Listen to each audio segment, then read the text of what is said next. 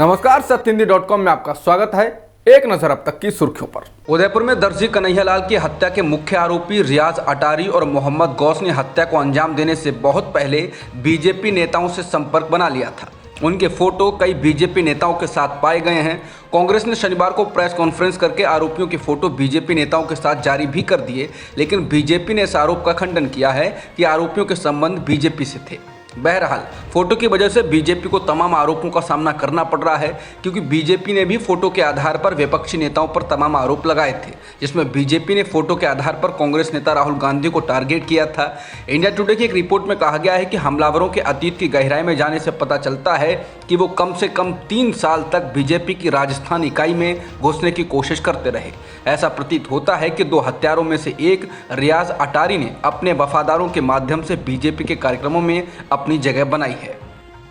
उदयपुर हत्याकांड मामले में इंडिया टुडे के खोजी पत्रकारों द्वारा एक्सेस किए गए दस्तावेजों में राजस्थान में बीजेपी अल्पसंख्यक मोर्चा के सदस्य इरशाद चैनवाला द्वारा 2019 में सऊदी अरब में उम्रा से लौटने के बाद एक आरोपी का स्वागत करते हुए दिखाया गया है।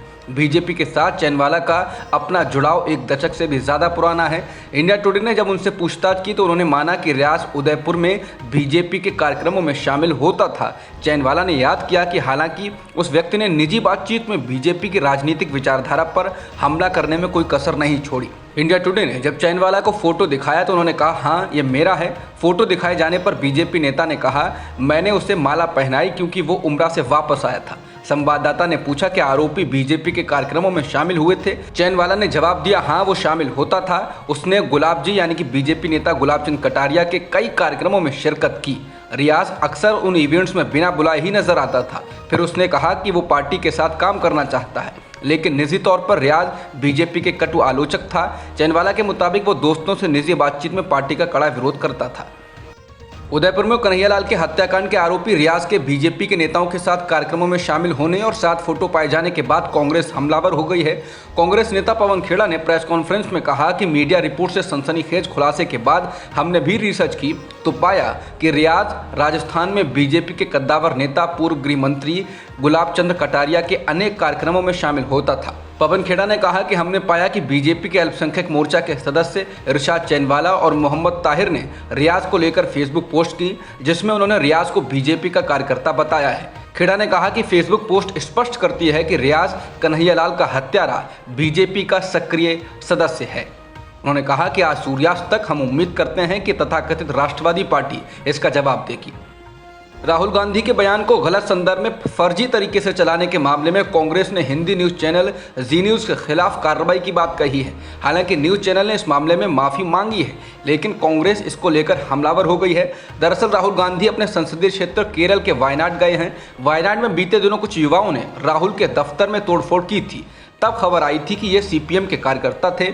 इसी मसले पर मीडिया ने राहुल गांधी से सवाल पूछा था, जिसके जवाब में राहुल गांधी ने उनके दफ्तर पर हमला करने वाले लोगों को बच्चा बताया था और उनसे किसी भी तरह की नाराजगी ना होने की बात कही थी। लेकिन जी न्यूज़ ने राहुल गांधी के इस बयान को तोड़ मरोड़ कर उदयपुर में कन्हैयालाल के हत्यारों के बारे में दिया गया बयान बता दिया, जिसके बाद कांग्रेस के नेताओं ने चैनल के खिलाफ कार्रवाई की बात कही है। कांग्रेस के नेता पवन खेड़ा ने कहा, जिस एंकर व चैनल ने ये झूठ चलाया वो भी एक कठोर कानूनी कार्रवाई के लिए तैयार हो जाए।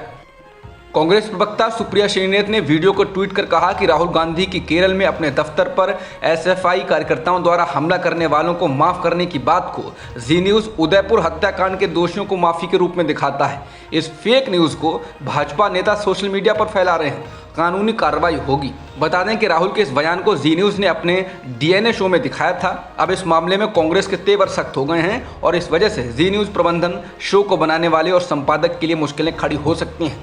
हालांकि जी न्यूज़ ने इस मामले में माफ़ी मांगी है, लेकिन कांग्रेस इस मसले पर सख्त तेवर अपनाए हुए है। अमरावती में दवा की दुकान चलाने वाले एक शख्स की हत्या कर दी गई। इस शख्स का नाम उमेश प्रहलाद राव कोहले था और उनकी उम्र 54 साल थी। उनकी हत्या 21 जून को हुई है। मामले की जांच कर रहे पुलिस अफसरों को शुरुआती जांच से ऐसा लगा है कि कोहले की हत्या बीजेपी नेता नूपुर शर्मा का समर्थन किए जाने के चलते हुई। नूपुर शर्मा ने पैगंबर मोहम्मद साहब पर विवादित टिप्पणी की थी। इस मामले में अब तक 5 लोगों को गिरफ्तार किया गया है। हत्या की यह वारदात रात को 10 से 10:30 बजे के बीच उस वक्त हुई जब कोल्हे अपनी दुकान बंद कर स्कूटर से घर की ओर जा रहे थे। वो अमित मेडिकल स्टोर नाम की दुकान चलाते थे। उनके पीछे उनके बेटे संकेत कोल्हे और उसकी वाइफ वैष्णवी भी स्कूटर से आ रहे थे। गिरफ्तार किए गए लोगों के नाम मुदस्सिर अहमद, शाहरुख पठान, अब्दुल तौफीक, शोएब खान और अतीफ राशिद हैं, जबकि एक शख्स फरार है। बता दें कि उदयपुर में दर्जी कन्हैयालाल की हत्या के बाद से ही माहौल बेहद तनावपूर्ण है।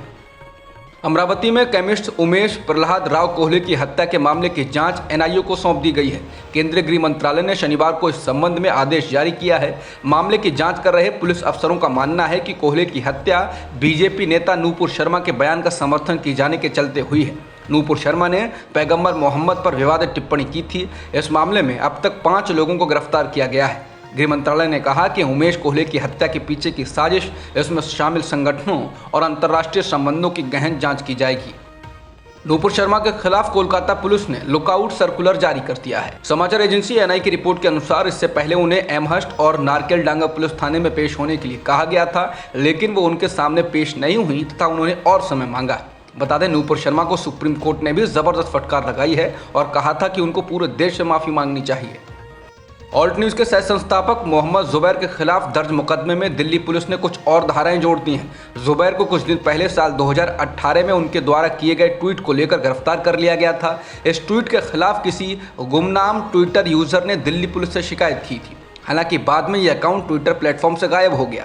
दिल्ली पुलिस ने मोहम्मद जुबैर को पटियाला हाउस कोर्ट में पेश किया और इस दौरान उनके खिलाफ आपराधिक साजिश रचने और सबूत नष्ट करने के नए आरोपों के बारे में बताया।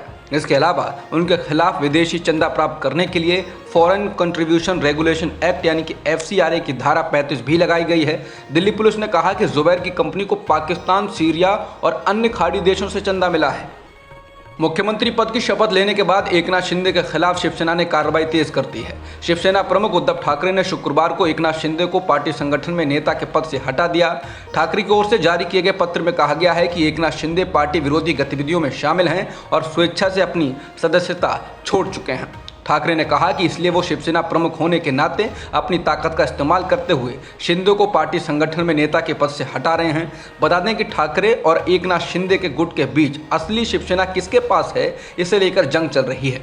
आने वाले दिनों में ये जंग विधानसभा से लेकर सड़क तक और अदालतों में भी लड़ी जा सकती है।